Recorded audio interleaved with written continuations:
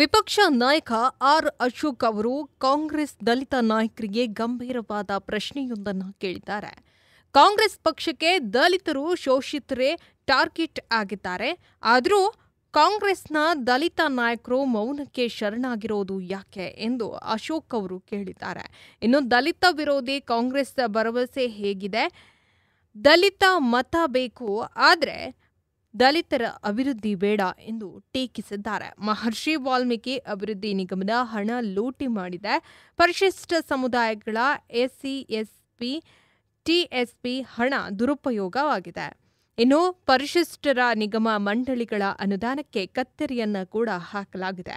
ದಲಿತ ವಿರೋಧಿ ಭ್ರಷ್ಟ ಮುಖ್ಯಮಂತ್ರಿ ಸಿದ್ದರಾಮಯ್ಯ ಅವರು ದಲಿತರ ಕುರ್ಚಿ, ದಲಿತರ ಜಮೀನು, ದಲಿತರ ಅನುದಾನವನ್ನು ಕಬಳಿಸಿ ದಲಿತರಿಗೆ ಕೊಟ್ಟಿದ್ದು ಬಹುದೊಡ್ಡ ಚಂಬು ಎಂದು ವಾಗ್ದಾಳಿಯನ್ನ ನಡೆಸಿದ್ದಾರೆ.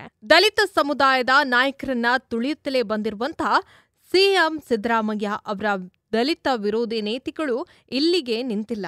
ಎರಡನೇ ಬಾರಿ ಅಧಿಕಾರಕ್ಕೆ ಬಂದಾಗಿನಿಂದ ಎಸ್ಸಿ, ಎಸ್ಪಿ, ಟಿಎಸ್ಪಿ ಹಣವನ್ನ ದುರುಪಯೋಗ ಮಾಡುತ್ತಿರುವಂತ ರಾಜ್ಯ ಕಾಂಗ್ರೆಸ್ ಈ ವರ್ಷದ ಬಜೆಟ್ನಲ್ಲೂ ದ್ರೋಹವನ್ನ ಮಾಡಲು ಹೊರಟಿದೆ ಎಂದು ದೂರಿದ್ದಾರೆ.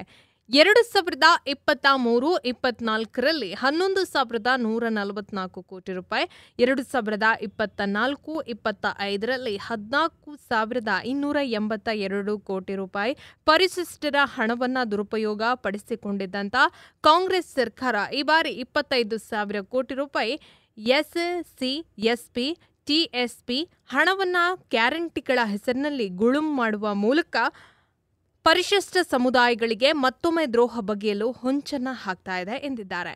ಇನ್ನು ಅಲ್ಪಸಂಖ್ಯಾತರ ಶಿಕ್ಷಣಕ್ಕೆ ಅನುದಾನ ನೀಡುವ ಸಂಬಂಧವೂ ಆರ್ ಅಶೋಕ್ ಅವರು ವಾಗ್ದಾಳಿಯನ್ನ ನಡೆಸಿದ್ದಾರೆ.